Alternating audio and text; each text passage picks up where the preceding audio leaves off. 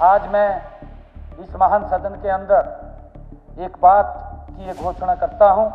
हरियाणा के मुख्यमंत्री नायब सिंह सैनी ने सदन में हरियाणा वासियों के लिए बड़ी घोषणा कर दी है। सीएम सैनी ने कहा कि प्रधानमंत्री आवास योजना, मुख्यमंत्री शहरी आवास योजना, मुख्यमंत्री ग्रामीण आवास योजना और 100 गज तक के रिहायशी प्लॉट पर स्टैंप ड्यूटी खत्म कर दी है। इन सभी योजनाओं के लाभार्थियों के प्लॉट 100 गज तक के ग्रामीण रिहायशी प्लॉट और 50 गज तक के शहरी रिहायशी प्लॉट धारकों को कोई भी स्टैंप ड्यूटी नहीं देनी होगी।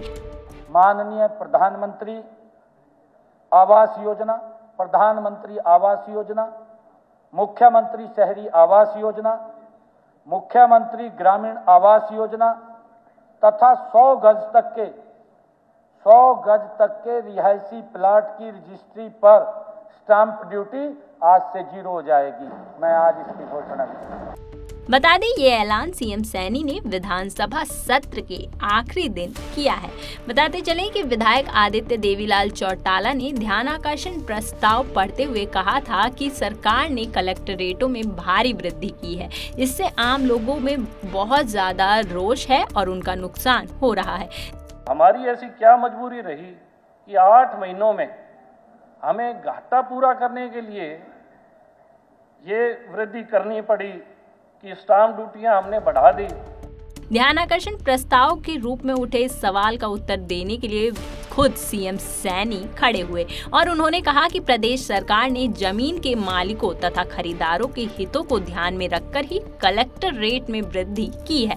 वर्तमान में जिन जगहों की जमीनों में 200% की बढ़ोतरी हुई है, वहां 50% तक कलेक्टर रेट की बढ़ोतरी की गई है।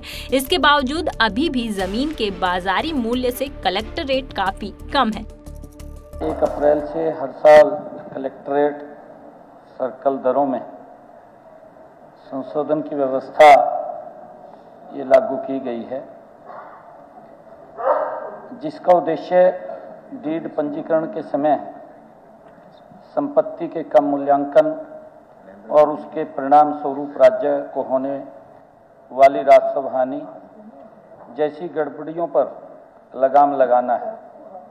ये दरें पिछले वर्ष पंजीकरण डीड के अनुसार बेची गई संपत्तियों की वास्तविक दरों में औसत वृद्धि के आधार पर बढ़ाई जाती हैं। माननीय अध्यक्ष जी, 2017 से पहले कलेक्टर दरों की समीक्षा और संशोधन की जिम्मेवारी जिला स्तर पर उपायुक्तों के पास थी। हालांकि 2017 से यह कार्य राज्य स्तर पर स्थानांतरित कर दिया गया है। इस परिवर्तन का उद्देश्य एक समान सिद्धांतों के अनुप्रयोग के माध्यम से जिलों में दरों के परिवर्तन में समानता सुनिश्चित करना था। हमारी सरकार ने इस प्रक्रिया को पारदर्शी और निष्पक्ष बनाया है।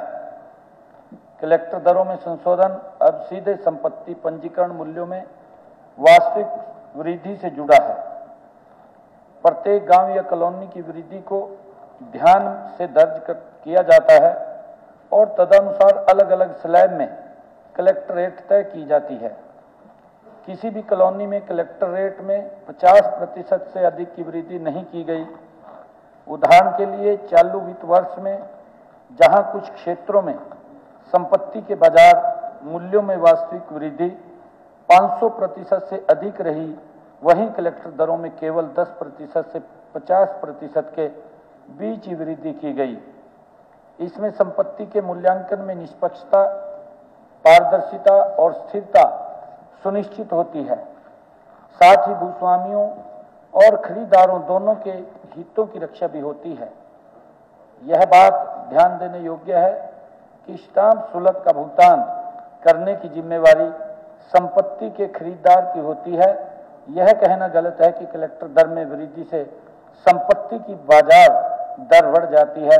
वास्तव में 1 वर्ष के दौरान बाजार दर में वृद्धि के कारण ही राज्य के राजस्व की हानि को रोकने के लिए कलेक्टर दर में वृद्धि आवश्यक हो जाती है। नए रेट में काले धन पर भी रोक लग रही है। रजिस्ट्री में कोई नया टैक्स नहीं लगाया गया है।